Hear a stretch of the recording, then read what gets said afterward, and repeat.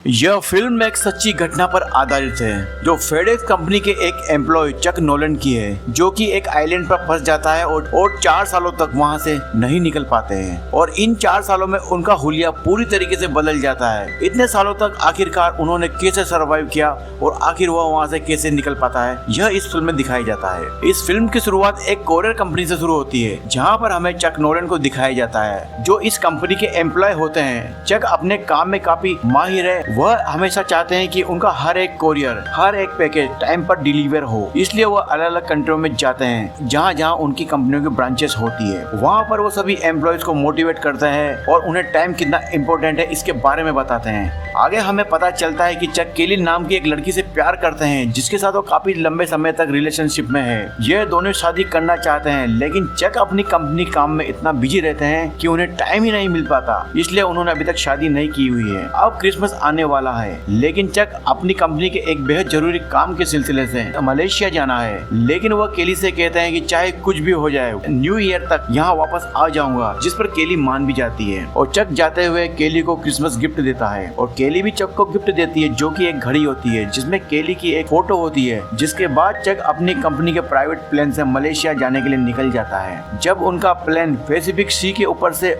उड़ रहा होता है, तभी एक जोरदार तूफान आता है और उस तूफान की वजह से उनका प्लेन जोरदार तरीके से क्रैश हो जाता है। इस प्लेन में चक को मिलाकर सिर्फ 4 लोग ही होते हैं, बाकी उनकी कंपनी का सामान होता है और पार्सल होते हैं। इसके बाद इनका प्लेन क्रैश होने की वजह से समुद्र के अंदर समा जाता है, जिसमें चक को छोड़कर बाकी सारे लोग मारे जाते हैं। फिर चक एक एयरबोट पर बैठ जाता है, लेकिन तूफान तेज होने की वजह से वह बेहोश हो जाते हैं। तूफान उसे अपने साथ बहाकर ले जाता है। जब सुबह वह उठता है तो वह अपने आप को एक अनजान टापू पर पाता है और इस सिचुएशन से चक बहुत ज्यादा घबरा जाता है। वो चारों तरफ देखता है कि यहाँ पर कोई नहीं है, तो उसे दूर दूर तक कुछ भी दिखाई नहीं देता, क्योंकि वहाँ पर कोई इंसान मौजूद नहीं होता। वह वहाँ जोर जोर से चिल्लाने लगता है, आवाज लगाता है, लेकिन उसके सुनने वाला कोई नहीं था। फिर वह जमीन पर बहुत बड़े अक्षरों में हेल्प लिखता है, ताकि ऊपर से गुजरने वाले किसी भी प्लेन की नजर उस पर पड़ जाए और वो उसे यहाँ से बाहर निकाल सके। फिर रात हो जाने की वजह से चक वहीं सो जाता है, लेकिन जब वह सुबह उठकर देखता है कि जो उसने हेल्प लिखा था वह मिट चुका होता है। फिर वह लकड़ी के बड़े बड़े टुकड़ों को जोड़कर उनकी मदद से फिर से हेल्प लिखता है, क्योंकि उसे विश्वास था कि उसे कोई न कोई ढूंढने जरूर आएगा और उन्हें यह मेरा लिखा हुआ हेल्प जरूर दिखाएगा और वह मेरी मदद जरूर करने आएंगे। चक के अलावा कंपनी फेडेक्स के कुछ पैकेट भी वहाँ बहकर किनारे पर आ चुके थे, लेकिन जब चक उन्हें चेक करता है तो उन्हें पता चलता है कि इनमें किसी भी तरह का कोई खाने का पैकेट नहीं होता। फिर चक को अकेले में आवाज सुनाई देती है, लेकिन आसपास कुछ नजर नहीं आता। तभी वो जोर से उसके सिर पर एक नारियल गिरता है। वह समझ जाता है कि वह नारियल गिरने की आवाज थी जिससे वो डर रहा था। नारियल के पानी को पीने के लिए उपयोग करता है, क्योंकि समुद्र का पानी पीने के लायक नहीं होता। मगर चक के लिए नारियल को फोड़कर पानी निकालना इतना आसान नहीं था। इसके लिए उसे बहुत सारी माथापच्ची करनी पड़ती है, क्योंकि काफी कोशिश करने के बाद जब एक नारियल में छेद करके उसे पानी पीने के लिए सीख जाता है। और इसी तरीके से चक को यहाँ पर काफी दिन बीत चुके होते हैं। उसके पैर में जूते ना होने की वजह से उसके पैरों में काफी तरह की चोटें लग जाती है और खून भी निकल आता है, जिसके लिए वो अपने पैंट को फाड़कर अपने पैरों पर लपेट लेता है। तभी उसे एक ऊंची पहाड़ी नजर आती है। तब तक वो डिसाइड करता है कि वह चोटी पर जाएगा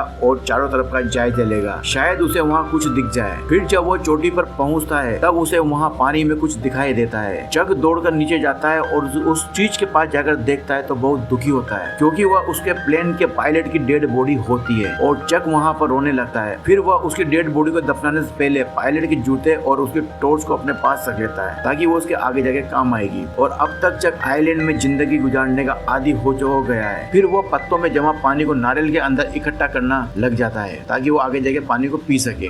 वह एक लकड़ी को नुकीला बनाकर उससे मछली पकड़ने की शिकार करता है, लेकिन उसकी सारी कोशिशों के बावजूद वो कामयाब नहीं होता। उसके पास आइलैंड पर खाने के लिए सिर्फ नारियल पानी और ओस की बूंदें होती है। एक रात उसे समुद्र में एक शिप दिखाई देता है। चक को लगता है कि यह मेरी हेल्प जरूर कर सकता है। फिर वह चक जोर जोर से चिल्लाने लगता है, लेकिन वह शिप काफी दूर था, इसलिए चक की आवाज उस शिप तक नहीं पहुंचती। फिर वह टॉर्च की लाइट जलाकर उसे इशारा करने की कोशिश करता है, मगर उससे भी कुछ फायदा नहीं होता। और अगली सुबह चक यह फैसला करता है कि जिस एयरबोट पर बैठकर वह यहाँ आइलैंड तक पहुंचा है, फिर वह इसी बोट पर बैठकर इस आइलैंड से निकल जाएगा, क्योंकि अब यहाँ पर किसी के आने की उम्मीद उसे नहीं थी। वो सारी उम्मीदें खो चुका था। लेकिन जब चक वहाँ से निकलने की कोशिश करता है तो लहरें बहुत तेज होने की वजह से वहाँ निकल नहीं पाता। इस दौरान उसके पैर में काफी गहरी चोट भी लग जाती है, जिससे खून निकलने लगता है और वह जख्मी हो जाता है। जाता है। वो निराश होकर वापस बीच पर आ जाता है। रात में बारिश होने की वजह से चक एक गुफा में बैटरी ऑन करके सो जाता है। जब वह सुबह उठता है तो देखता है कि उसकी टॉर्च डिस्चार्ज हो चुकी है। अब उसके पास रोशनी के लिए कुछ भी नहीं है, यहाँ तक कि उसे आग जलाना भी नहीं आता। उसके बाद वह फेडेक्स के उन बॉक्सों के पास जाता है जो कि उसे बीच पर मिले थे। वह एक एक करके सारे बॉक्सों को खोलना शुरू कर देता है। उसमें से उन्हें एक दो चीज काम की मिलती है, बाकी सब बेकार चीजें होती है। उसे एक आइस स्केटिंग शूज मिलता है जिसके नीचे ब्लेड लगी होती है। वह उस ब्लेड का इस्तेमाल करके नारियल को फोड़ने और चीजों को काटने का काम करता है। इस ब्लेड से वह लकड़ी को नुकीला बना लेता है, जिससे वह एक बार फिर से मछलियों और केकड़ों का शिकार करने की कोशिश करता है, जिसमें वह अब कामयाब होने लगता है। अब वह इन मछलियों को, केकड़ों को कच्चा नहीं खा सकता था, इसलिए वह उसे आग जलाने की जरूरत होती है और वह आग जलाने की कोशिश करता है, लेकिन उसे अभी कामयाबी नहीं मिलती। और काफी कोशिश करने के बाद भी उसे कामयाबी नहीं मिलती। वह इससे गुस्से में आकर जोर जोर से चटाने लगता है। इसके बाद हम देखते हैं कि उसे एक आइडिया आता है। वो दो लकड़ियों को आपस में रगड़ने की कोशिश करता है और सोचता है कि शायद आग जल जाए। काफी कोशिशों के बाद आखिरकार उसे कामयाबी मिल जाती है और आग जल जाती है। आग जलता देख वो बहुत खुश होता है, उछलने कूदने लगता है। इसी के साथ हम देखते हैं कि वहाँ जो सामान पड़ा होता है उसमें एक फुटबॉल भी होती है। उस फुटबॉल पर छपा हुआ खून का धब्बा लगा होता है, जिसमें वह एक चेहरा बना देता है और उससे बात करना शुरू कर देता है ताकि उसका अकेलापन दूर हो सके। फिर चक फुटबॉल को विल्सन कहकर बुलाता है और इस तरीके से आइलैंड पर उसको फुटबॉल के रूप में एक फ्रेंड भी मिल जाता है। और लेकिन इसी समय चक को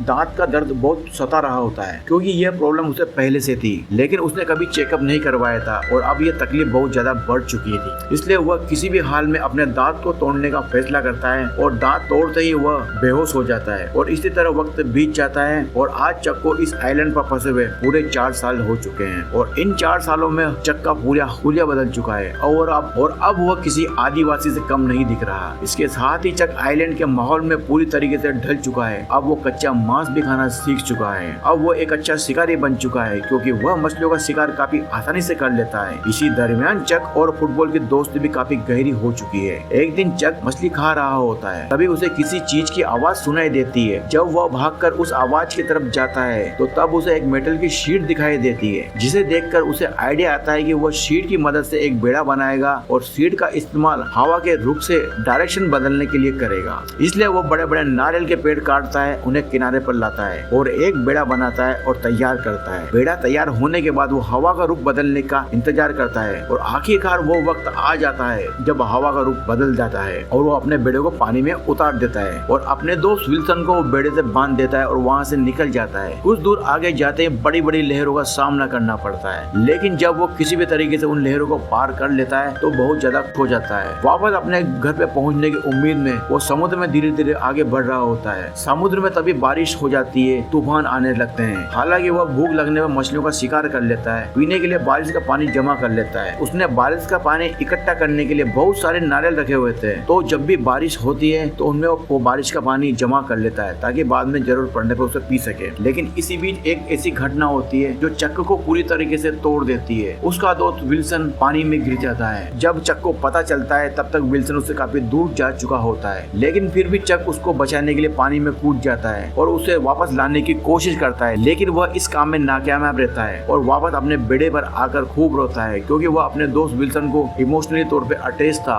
वो उससे खो चुका है, अब उससे दूर जा चुका है। इसके बाद चक अपना सफर जारी रखता है। कुछ दिनों बाद जब वो हताश होकर अपने बेड़े पर पड़ा हुआ था, तभी एक कार्गो शिप उसके पास से गुजरता है और शिप पर सवार लोग उसे देख लेते हैं और उसे बचा लेते हैं। अब हम देखते हैं कि चक अपने घर पर वापस लौट चुका है, लेकिन वापस लौट के वह देखता है कि सब कुछ बदल चुका है, क्योंकि उसके जानने वाले सभी लोगों ने यह समझ लिया था कि चक मर चुका है। उन लोगों ने इसका अंतिम संस्कार भी कर दिया था। इधर चक की गर्लफ्रेंड की शादी भी हो चुकी है, अब उसकी एक बेटी भी है। चक केली से मिलने जाता है, जहाँ उसे केली देखकर बहुत खुश होती है और उसे गले लगा लेती है, लेकिन केली का अब अपना एक परिवार है, इसलिए वह चक के साथ नहीं जा सकती। अब वह दोनों तय करते हैं कि अब उन दोनों के रास्ते अलग अलग हो चुके हैं। इसके बाद केली को चक अपनी खानदानी घड़ी देता है, जिसे केली ने उसे क्रिसमस गिफ्ट के तौर पर दी थी, जो चक के पास आइलैंड पर थी। लेकिन उसने चक केली की फोटो अपने पास रख लेता है और चक के वहाँ से जाने से पहले केली उसे किस करती है, क्योंकि वह आज भी उससे प्यार करती है। केली अपनी फैमिली को नहीं छोड़ सकती, क्योंकि चक भी यही चाहता है कि केली अपने परिवार को छोड़कर उसके साथ ना आए। केली के पास उसकी गाड़ी है, जिसे चक की बहुत सारी यादें जुड़ी हुई होती है। केली उस गाड़ी को चक को वापस दे देती है और चक गाड़ी को लेकर वहाँ से निकल जाता है। चक को जाते हुए केली उसे इस नजर से देखती है कि जैसे तो कोई